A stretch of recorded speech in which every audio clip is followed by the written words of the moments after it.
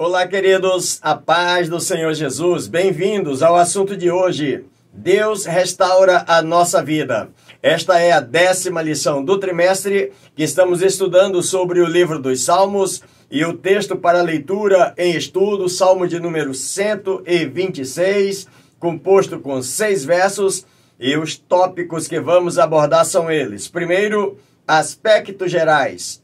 Segundo, libertação do cativeiro. E terceiro, restauração pós-cativeiro. E os objetivos desse comentário são os seguintes. Primeiro, identificar autor, título, data, classificação e contexto histórico do Salmo.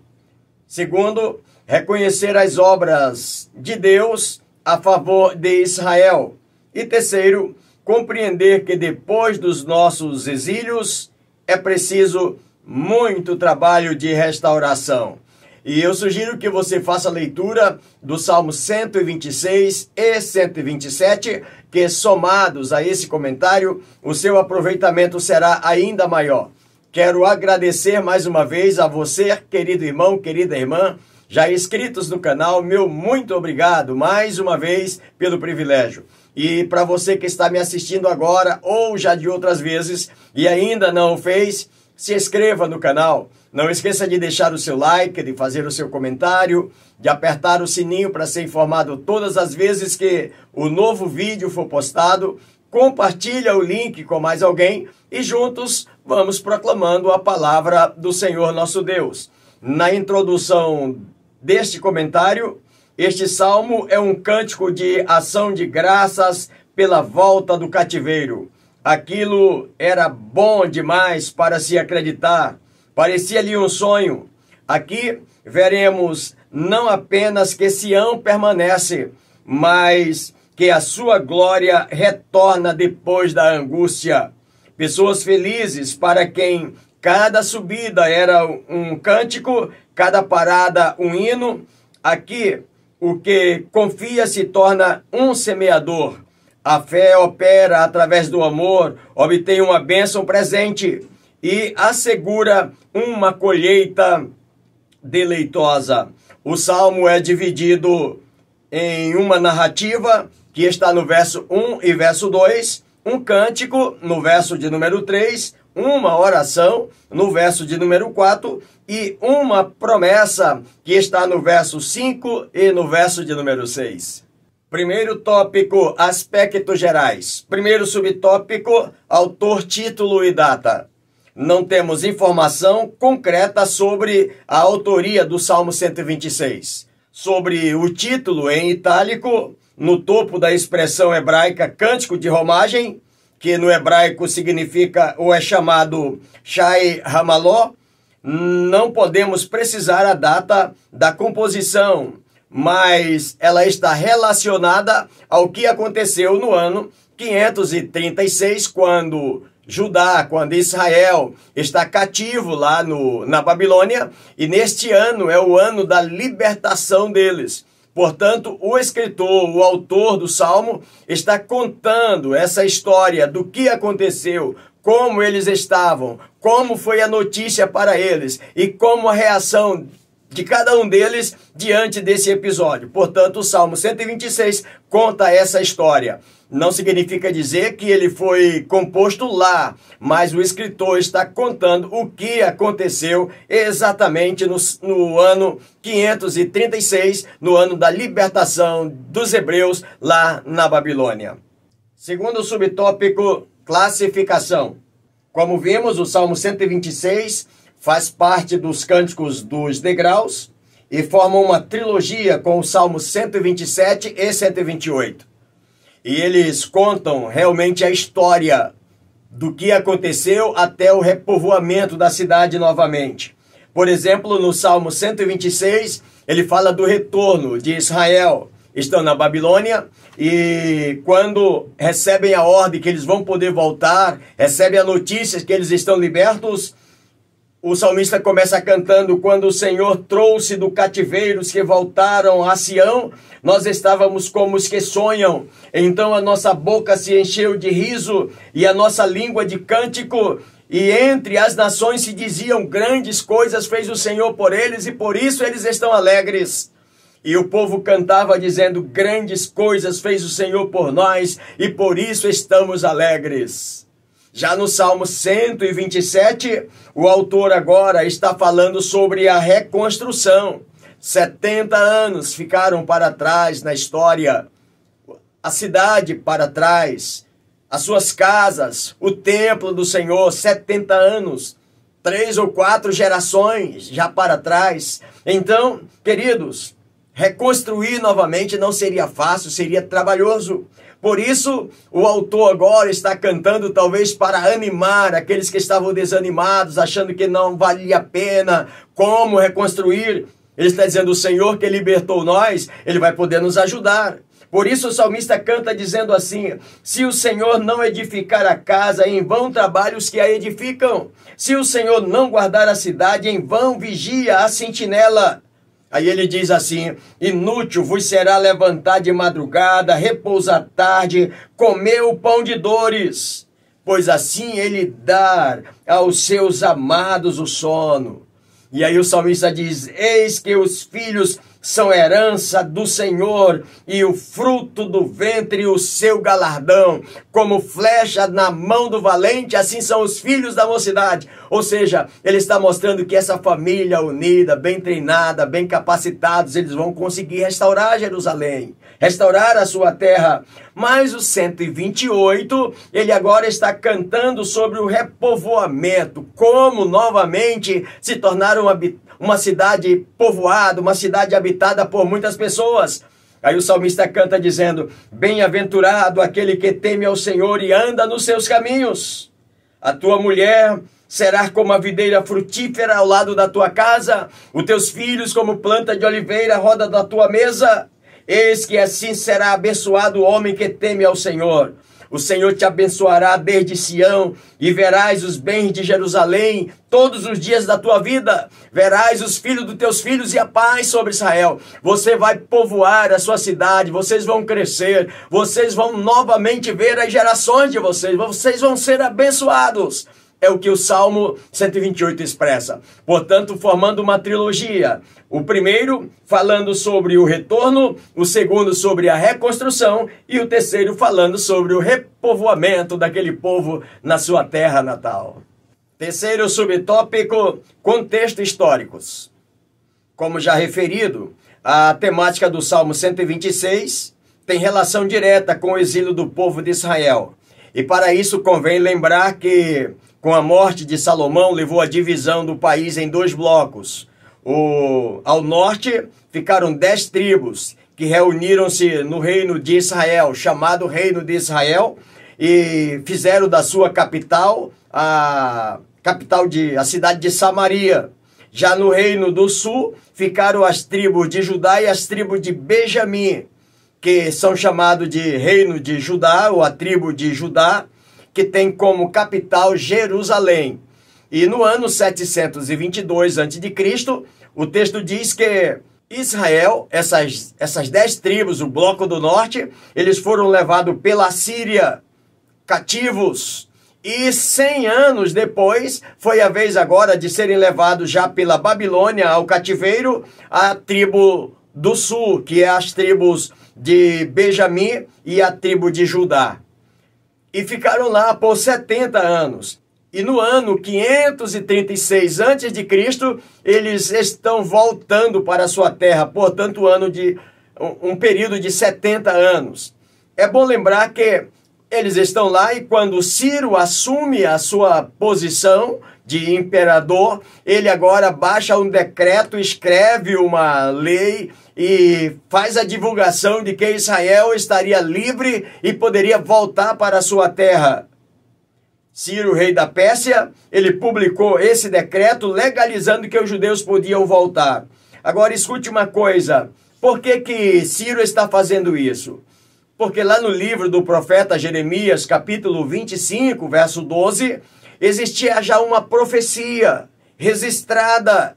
E o texto diz assim: acontecerá que quando completarem os 70 anos, visitarei o rei da Babilônia, castigando a sua iniquidade e fazendo deles um deserto perpétuo. Ou seja, a Babilônia que tinha levado o reino de Judá, aquelas duas tribos, 70 anos seria o prazo que Deus estava dando, e no final dos 70 anos ele ia castigar a Babilônia, e que esse castigo seria um deserto perpétuo. Ou seja, agora a Síria invade, elimina as forças de Babilônia e o povo vai ser liberto.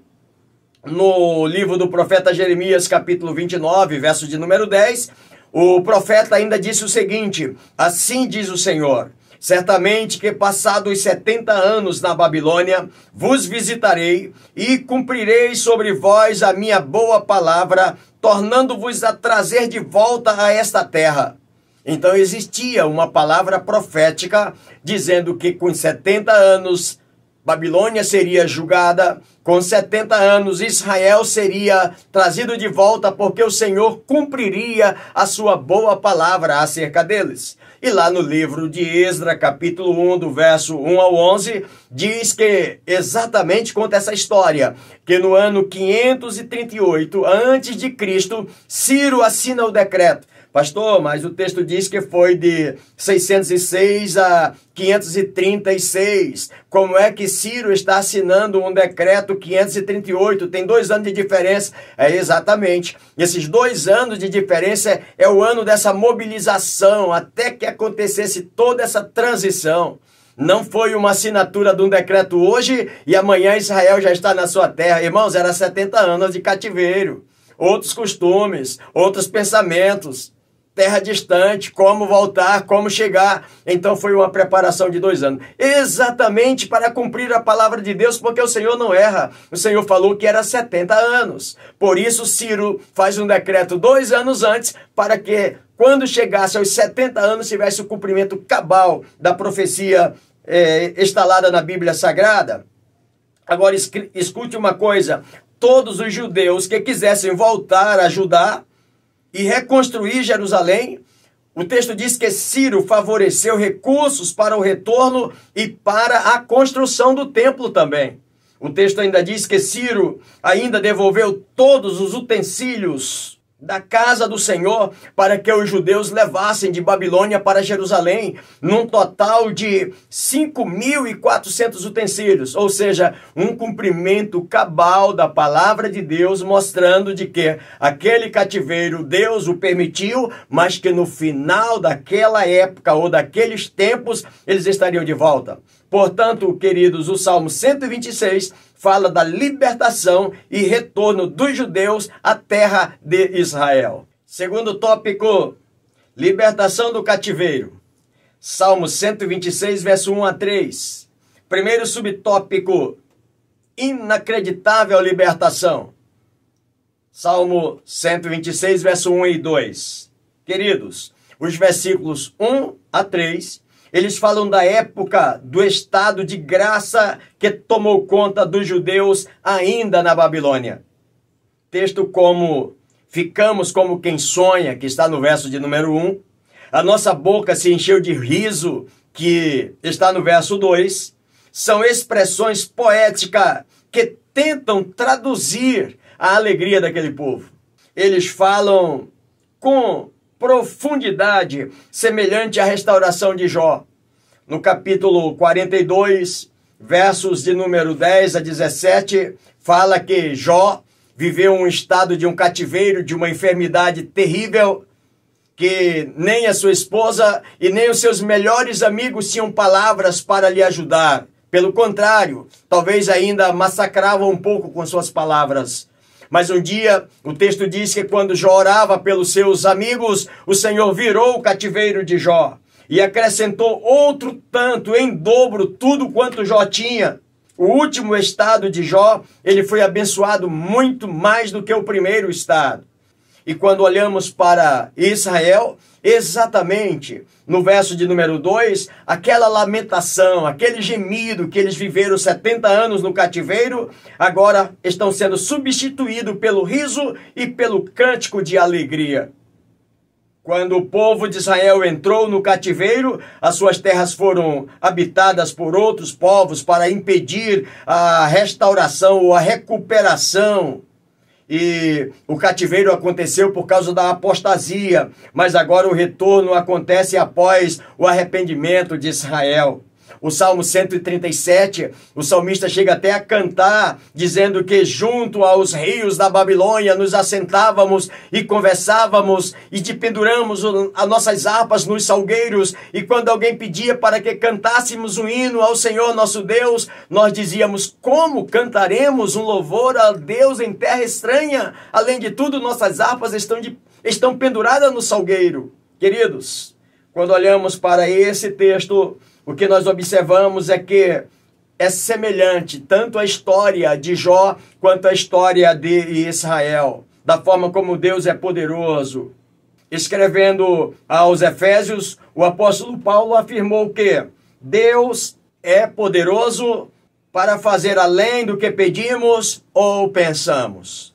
E o escritor ainda vai mais adiante quando ele diz que está ocorrido, que é prática cotidiana na vida cristã, sem fé é impossível agradar a Deus. Sem fé é impossível, então precisamos ter fé.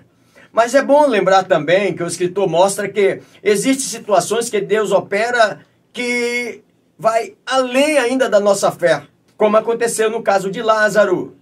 Ele estava morto há 4 dias, suas irmãs mandaram chamar ou mandaram um recado para avisar que ele estava enfermo. E quando Jesus veio, ele estava morto há 4 dias e ele ressuscita Lázaro naquele dia. Queridos, os chamados livramento pertencem a esse campo. Se você vive determinado cativeiro, creia, o Senhor pode nos libertar, pois para isso Jesus se manifestou para aniquilar as obras do adversário. Portanto, em nome de Jesus, independentemente da sua situação, creia, existe um Deus que é poderoso para mudar esse cativeiro e trazer liberdade, restauração e reconstrução de tudo quanto você perdeu. Ele é poderoso para isso. Segundo subtópico, um cântico de alegria. Salmos 126, verso 3.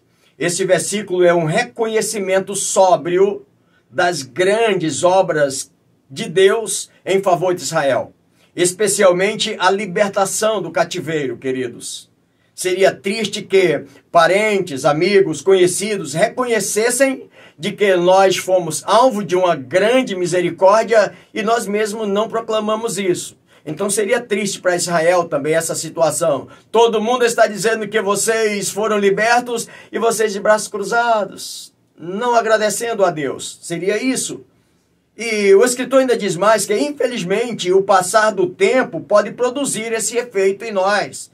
Às vezes, por um período muito longo, de muita luta, de muita dificuldade, e a gente ficar dessa forma. O milagre chega, mas a gente já não comemora mais, já não agradece mais. E por isso, nós deixamos de recorrer ao testemunho desse patrimônio de fé.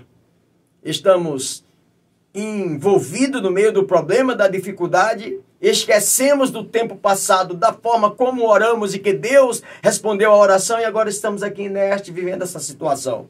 O escritor diz assim: em cada dia devemos conservar em nossa memória as grandes coisas que o Senhor tem feito por nós, independentemente das circunstâncias que nós estamos vivendo ou estejamos vivendo.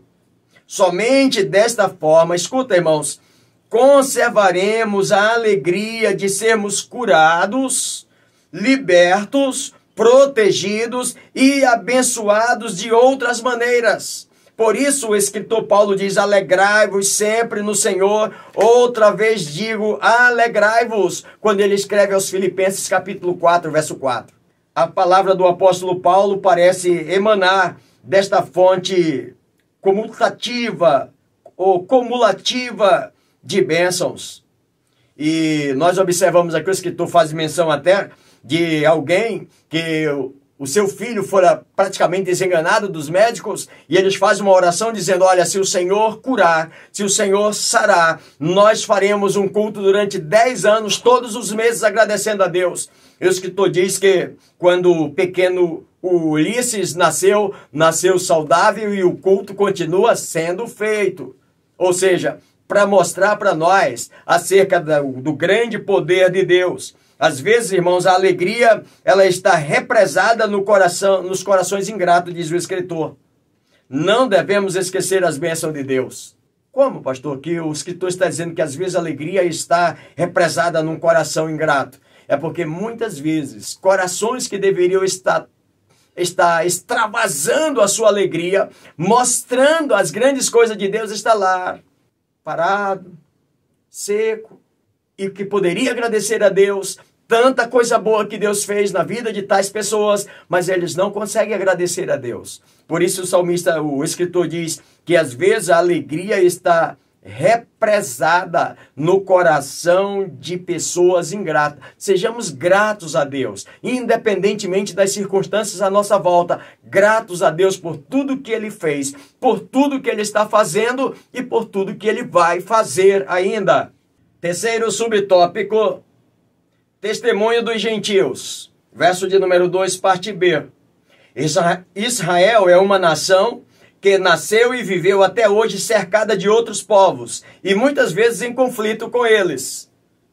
Agora, à luz do comentário de hoje, entretanto, a libertação oficial do cativeiro babilônico por meio de um decreto de Ciro, o qual ainda prometia a reconstrução do templo e proporcionou também a doação de riquezas aos cativos, conforme está registrado no livro de Esdras, foi uma intervenção divina que não pode ser ignorada, conforme está no verso 2. Como eu falei para você, lá no livro do profeta Jeremias, capítulo 25, verso 12, existia uma palavra profética. Jeremias, capítulo 29, verso 10, novamente uma confirmação da palavra profética que Deus ia fazer. Portanto, irmãos, não temos por que duvidar do texto que diz: então, entre as nações se diziam, grandes coisas fez o Senhor por nós, ou por eles, por isso eles estão alegres. Não temos como duvidar desta palavra, além da comprovação histórica através das fontes primárias da Bíblia. O feito é realmente de causar surpresa. O próprio decreto de Ciro, confirmando, ou quem sabe, à luz do texto, mostrando de que Deus prometeu, Ele cumpriu com a sua palavra, mesmo usando um rei ímpio, mas a palavra do Senhor se cumpriu. Portanto, o testemunho dos gentios é muito importante. A minha vida, a sua vida, o meu testemunho, o seu testemunho, ouvirmos das pessoas, mesmo que não professam a mesma fé, mas saber da maneira como você vive, da alegria que você expressa, do caráter que você tem, da forma como você é e como você vive diante das pessoas à sua volta. Terceiro tópico, restauração pós-cativeiro, Salmo 126, verso 4 ao 6. Primeiro subtópico, saudades e lutas, verso de número 4.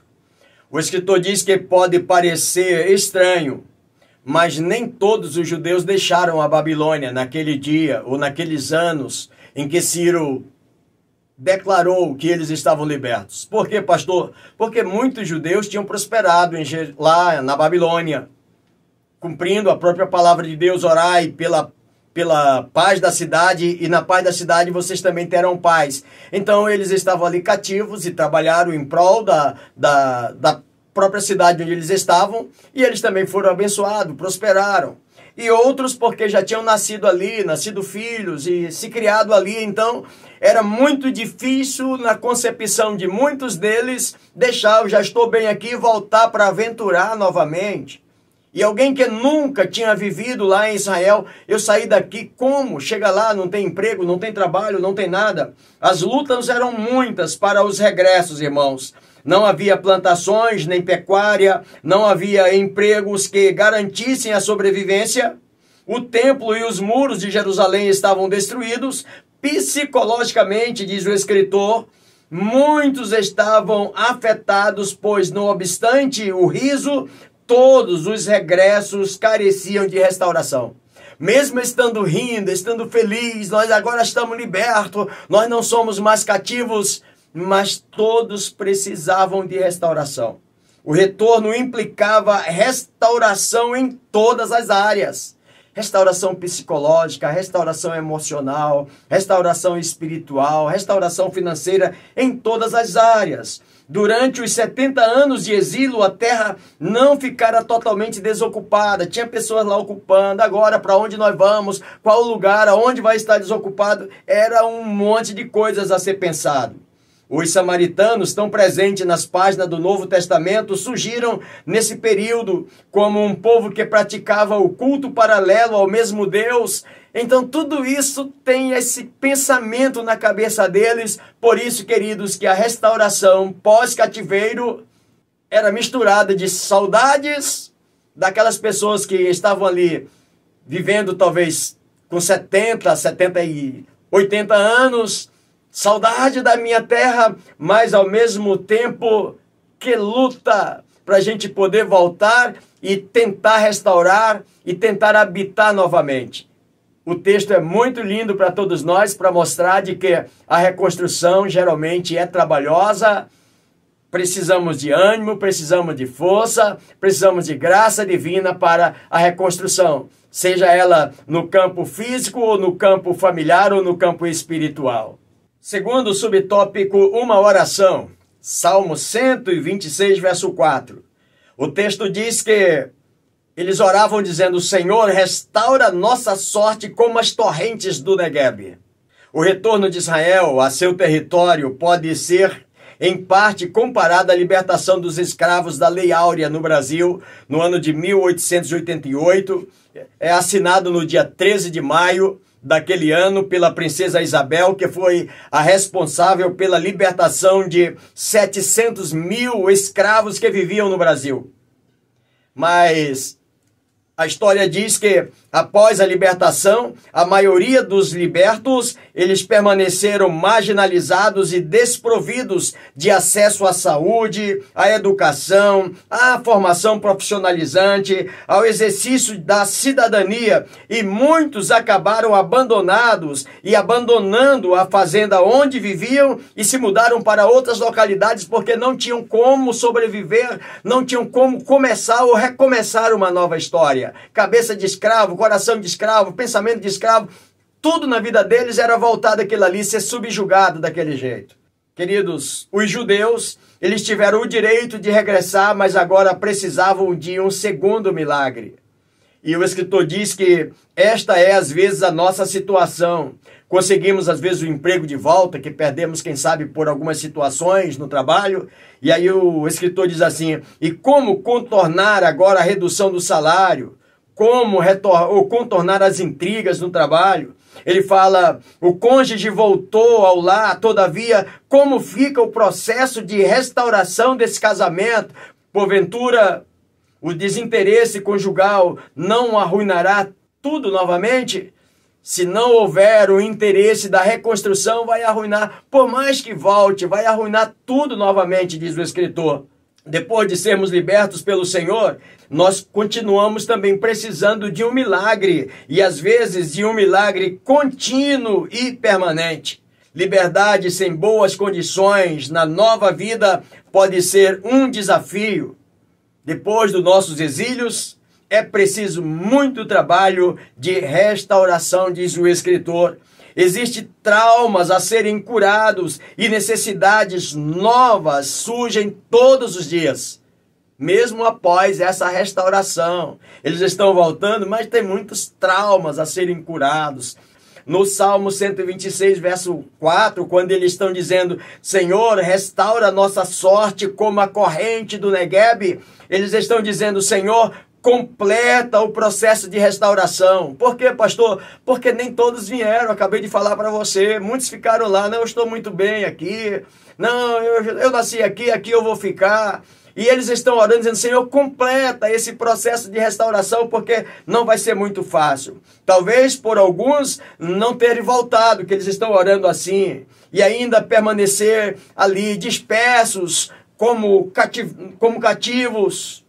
E aí ele diz assim: como as correntes do Negueb. O que é isso, pastor? Corrente do Negueb.